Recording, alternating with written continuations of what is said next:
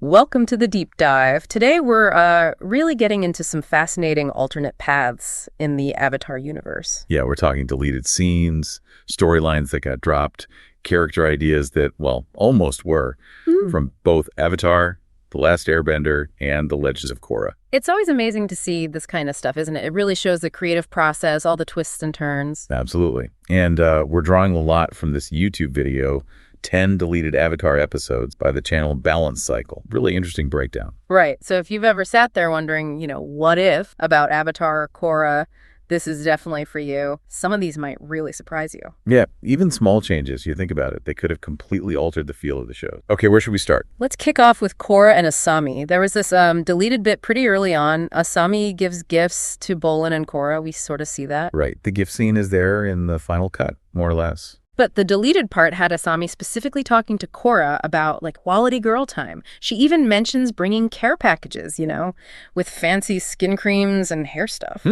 Yeah, that specific line, that direct invitation to hang out more personally, that got cut, even though the gift-giving remained. So why cut that? It seems pretty innocent, maybe even good for building their friendship early on. Well, maybe. Maybe the creators felt it was a bit too soon, or perhaps a little too on the nose for where the relationship eventually goes. Like maybe telegraphing things too early? Could be.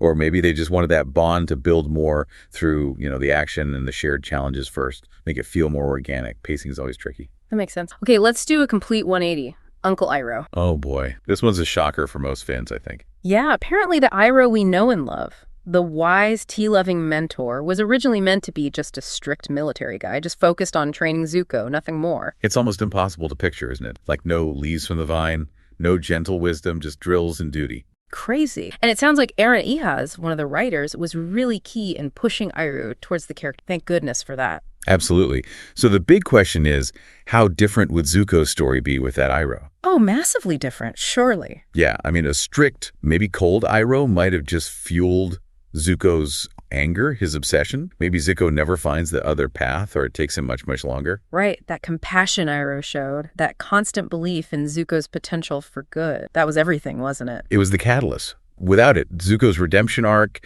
his relationship with Aang, the whole balance of the show, it all changes. It really shows how vital that kind of mentorship is. Wow. Okay, hard to even think about that. Let's shift to something more foundational.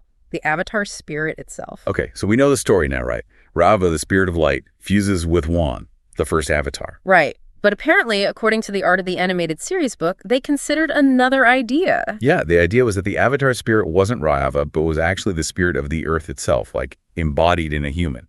Which, kind of connects directly to the Avatar's job of balancing the four nations, the elements. It does create a very strong physical connection, doesn't it? The Avatar as literally the planet's consciousness walking around. So how does that alternative feel to you listening? Does that Earth spirit idea resonate more, maybe? How would that change how you see the Avatar's role? It definitely shifts the focus a bit, maybe makes it feel less about cosmic light versus dark and more about the inherent well-being of the world itself. Interesting thought. Definitely. Okay, brace yourself for another big character switch up. Asami. Ah, yes, Asami Sano. Brilliant engineer, eventual CEO, Korra's. Well, Korra's. Originally, villain. A spy for her father, planning to get close to Mako and Korra just to gather intel. That whole initial meeting with Mako, all part of the plan. The kindness, fake. Wow, that changes everything about those early Korra episodes. You watch them thinking she's this genuine supportive figure, maybe a rival for Mako's affection. But she'd have been manipulating everyone from the start, so why did they drop it? Apparently because they just liked her too much. The creators, the writers, even early audience reactions possibly, they just started to really like Asami as a character. Huh. So she was too good at being likable, even when she wasn't supposed to be genuinely likable. Seems that way. Her intelligence, her style, her potential, it just felt wrong to keep her as a straight-up villain, which I think worked out incredibly well. Oh, for sure. But imagine Korra if she had been the villain. The team dynamics, the betrayals, Korra-Asami would definitely not have happened. Not a chance. The whole emotional core of the later seasons would be completely different. It would have been a much darker, maybe more cynical show in some way. Wild. Okay, let's lighten things up slightly. Zuko had a pet bird. Well, he almost did. In the original unaired pilot for Avatar, Zuko apparently had a pet bird. The video suggests it might have been an early version of Hoku, the hawk-like bird we briefly see in the Runaway episode. Huh.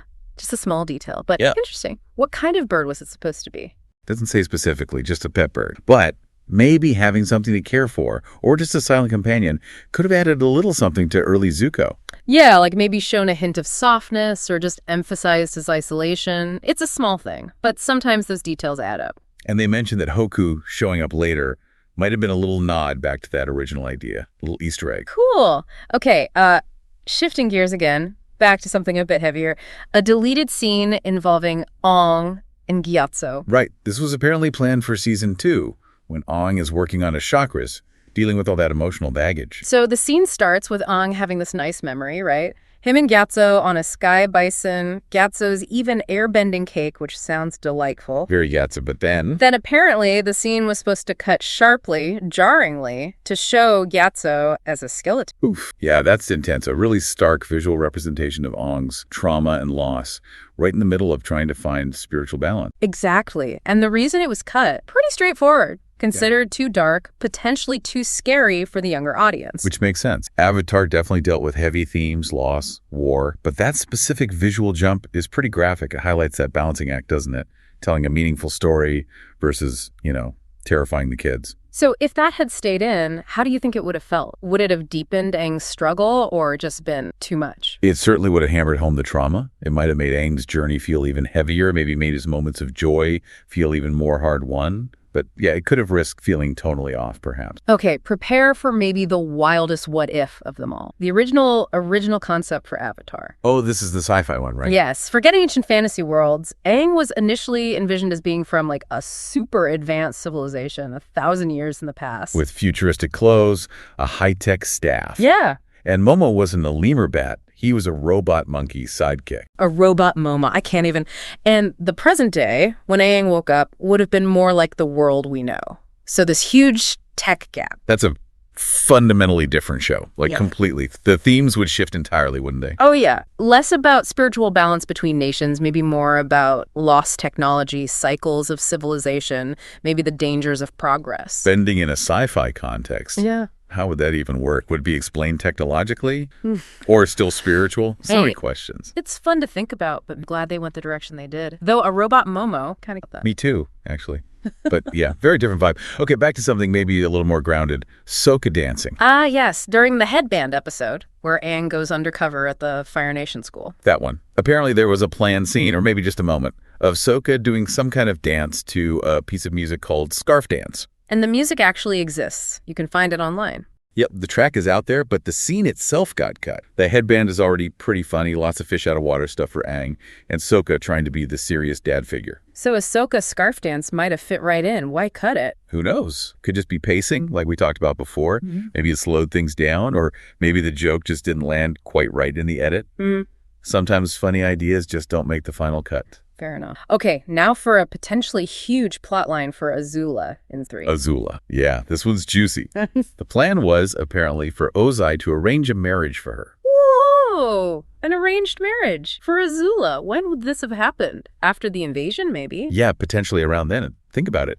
Ozai has just denied her the glory of conquering Ba Sing Se with him, maybe sees her slipping slightly, forcing her into a political marriage. That would create so much tension. Between her and Ozai, her own ambitions versus duty, the video even suggested it could have opened up a path for redemption. Possibly. Or at least a massive internal conflict. Azula thrives on control and power. Being forced into a marriage, treated like a political pawn by her own father, that could have really fractured her loyalty, maybe made her question everything. It adds a whole different dimension to her breakdown later, maybe? It makes her potentially more sympathetic or at least more complex. Definitely. It would have been fascinating to see how she navigated that, how it affected her actions leading up to the finale. A big missed opportunity, perhaps. Yeah, it really makes you think. Okay, finally, let's jump back to Korra, Season 4, Kuvira. Ah, the great uniter. A really compelling villain, but one whose motivations maybe felt a little underdeveloped in the show itself for some viewers. Well, there was supposed to be a whole episode digging into her backstory, exploring what made her who she was, why she believed so strongly in her methods. Right, a dedicated flashback episode to really flesh out her journey